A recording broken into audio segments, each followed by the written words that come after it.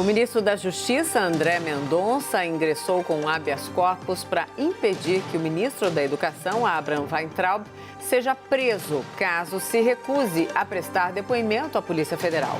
O presidente Jair Bolsonaro também subiu o tom.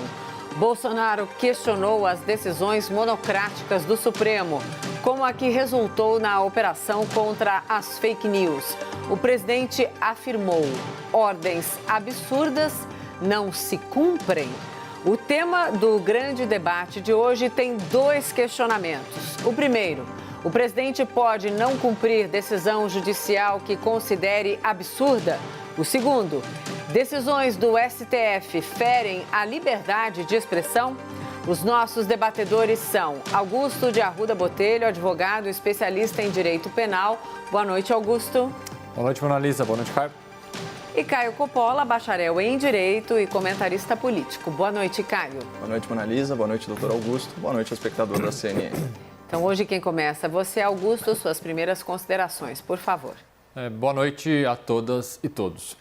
Hoje eu vou começar o debate respondendo logo de cara a pergunta formulada. Pode o presidente não cumprir decisões judiciais que considere absurdo? Eu acredito que a resposta não pode só ser mais direta. Claro que não. O presidente não pode descumprir uma ordem judicial, eu não posso descumprir uma ordem judicial, o Caio não pode descumprir uma ordem judicial e você, telespectador, também não pode descumprir uma ordem. A lei é uma só, vale para todos. Ninguém, absolutamente ninguém, está acima da lei ou da Constituição. Nós podemos, e muitas vezes até devemos, não concordar com decisões judiciais. Podemos até considerá-las absurdas, mas cabe a nós, incluindo aí o presidente da República, em caso de discordância de uma decisão, fazer o óbvio, recorrer. Para vocês terem uma noção da gravidade que seria descumprir uma decisão do Supremo Tribunal Federal, isso não aconteceu nem durante o tempo em que o Brasil viveu sob um regime de exceção. Nem na ditadura militar se descumpriu uma ordem do Supremo. Há, inclusive, um episódio retratado de forma brilhante num livro que eu recomendo a todos sobre a história do STF, escrito pelo jornalista Felipe Reconto, que conta quando o Supremo decidiu, por unanimidade, colocar em liberdade o político cearense Miguel Arraes. Os militares, na época, tentaram contornar, de alguma forma, o cumprimento dessa decisão, mas, no final, a cumpriram. Num passado recente, houve tentativas do Senado Federal, por exemplo, de encontrar saídas jurídicas, muitas vezes consideradas, e aqui eu vou usar uma expressão do ministro Barroso, um duplo twist carpado, mas foram, no máximo, tentativas de se contornar ou protelar o cumprimento de decisões judiciais. Eu volto a dizer, uma coisa é não concordar com uma decisão e recorrer. Outra coisa é tentar contornar a decisão com uma estratégia jurídica e outra coisa completamente diferente é dolosamente afirmar que uma decisão judicial não será cumprida. Isso não é apenas uma afronta à própria decisão, mas é um crime. É um crime tipificado no Código Penal. Eu gostaria agora de tratar de outro tema que me chamou bastante atenção no dia de hoje. Mais do que chamar atenção, isso me assustou. Por um momento, eu até achei que fosse mentira, mas convenhamos que os absurdos são recorrentes nesse governo, então eu passei a acreditar.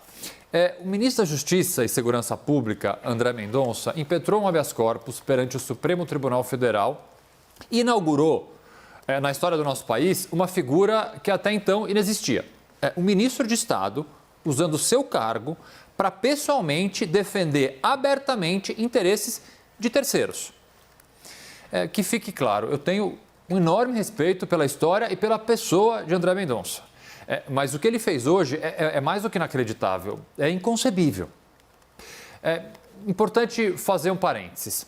Qualquer pessoa do povo, absolutamente qualquer pessoa do povo, pode fazer um habeas corpus e apresentar no tribunal que ele quiser. A gente aprende na faculdade até que o habeas corpus pode ser redigido num papel de pão. Portanto, é legítimo que André Mendonça, a pessoa física André Mendonça, impetre um habeas corpus para quem ele quiser. Mas não um ministro André Mendonça. E vocês vão entender a gravidade. Alguns pedidos desse habeas corpus apresentado por ele têm um sentido bastante interessante dentro da lei, como, por exemplo, quando ele pede e quando ele afirma que Abraham Weintraub tem o direito ao silêncio. É evidente que o ministro Weintraub, qualquer cidadão que seja investigado, tem direito ao silêncio. Ninguém é obrigado a se autoincriminar, a Constituição prevê isso. Mas o que me deixou estarrecido não são essas palavras em defesa de direitos e garantias fundamentais. Dentre os pedidos desse habeas corpus está também o trancamento, que é o arquivamento, do inquérito policial em trâmite perante o Supremo. Diz o ministro que o inquérito é ilegal e que ele não poderia estar em andamento. Bom, até aí tudo bem, ele pode achar isso. Só que no final do habeas corpus, o ministro pede a extensão desses pedidos, ou seja, ele pede que se esses pedidos forem concedidos, eles também passem a valer para todas as pessoas que foram objeto da operação na data de ontem. Vocês entenderam bem. Todas as pessoas. Isso significa dizer que agora o Alan dos Santos, o Roberto Jefferson, a Carla Zambelli, o Luciano Hang, o Eduardo Corona, a Sarah Winter e tantas outras pessoas ganharam um novo advogado. Só que não é um advogado qualquer, é um ministro da Justiça do nosso país. Olha, gente, eu achava que já tinha visto de tudo na Justiça, mas essa de hoje foi realmente inacreditável. Suas primeiras considerações, Caio, por favor. Eu gostaria de dedicar essa minha fala inicial à primeira questão em debate, né? O presidente pode não cumprir decisões judiciais que ele julgue absurdas. Bom, para responder a essa pergunta, eu acho que a gente precisa tratar inicialmente de decisões absurdas e sobram exemplos aqui. A gente tem a suspensão da nomeação do diretor da Polícia Federal, contrariando prerrogativa do Poder Executivo. A gente tem a exibição dos exames de saúde do presidente da República, violando sua intimidade. A gente tem a divulgação de uma reunião ministerial, violando a privacidade, a honra e a imagem dos seus participantes. Então, nesses três casos, houve atropelo de normas constitucionais, violação de direitos fundamentais e interferência indevida do Poder Judiciário no Poder Executivo. Nessas decisões, a contradição com a lei é tão evidente que todas elas foram tema do nosso debate. E percebam que, em todos os casos, a Presidência da República, claro que a contragosto, cumpriu as determinações do Poder Judiciário. Surge, então, outro pedido esdrúxulo, repleto de vícios processuais. Partidos políticos da oposição solicitam a apreensão do celular do Presidente da República, para que esse dispositivo e os seus arquivos constituam prova no inquérito sobre a suposta interferência na Polícia Federal. Nesse momento, o ministro do Gabinete de Segurança Institucional, o general Augusto Heleno, ele escreve uma nota de repúdio a esse pedido, que ele descreve como inconcebível e inacreditável, e para usar a expressão também do doutor Augusto. Ele também fala que a apreensão do celular presidencial seria uma afronta ao Poder Executivo e uma interferência inadmissível entre poderes na privacidade do presidente e na segurança do país. No final da nota, o general ele alerta ainda sobre essa tentativa de comprometer a harmonia entre os poderes com consequências imprevisíveis para a estabilidade nacional. Portanto, Augusto Heleno nos aponta uma situação limite. Após reiteradas decisões judiciais em desacordo com a lei, a apreensão do celular presidencial sem razão plausível poderia ter o efeito daquela última gota d'água. E a bravata do presidente da República corrobora essa interpretação. Ele disse: o meu celular eu não entrego. Então, eu queria fazer aqui um breve parênteses, para uma análise mais conjuntural. O que ocorre hoje no Brasil é a instrumentalização do Poder Judiciário com finalidade política. No curso normal de qualquer investigação ou de um processo, é um fato concreto que enseja a produção de provas para atestar o cometimento de um crime. Mas o que nós vemos agora é uma inversão da ordem das coisas. Primeiro se produz a prova para depois se apurar o fato. Por exemplo, me apresenta aí o resultado do seu exame de Covid para depois eu provar que você mentiu para a população. Me mostra aí o que você fala em reuniões fechadas para depois eu te responsabilizar pelo que você disse.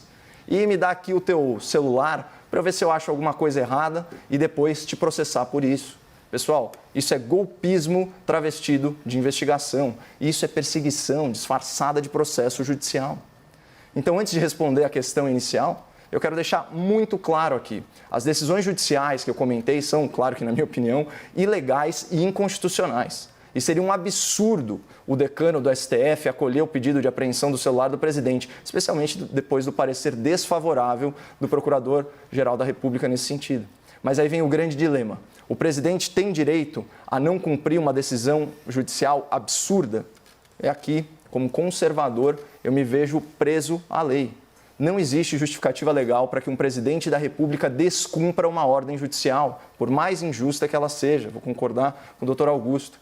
E eu entendo que essa é uma realidade que incomoda muito, porque ofende o nosso senso de justiça. Eu estou com vocês, essas decisões aí do STF ofendem muito o meu senso de justiça. E esse abuso de autoridade vai contra tudo o que eu acredito. Mas a justiça, embora seja um valor superior, ela depende de valores menores, como a segurança, que por sua vez decorre da ordem. Vamos olhar as palavras aí gravadas na nossa bandeira, ordem e progresso.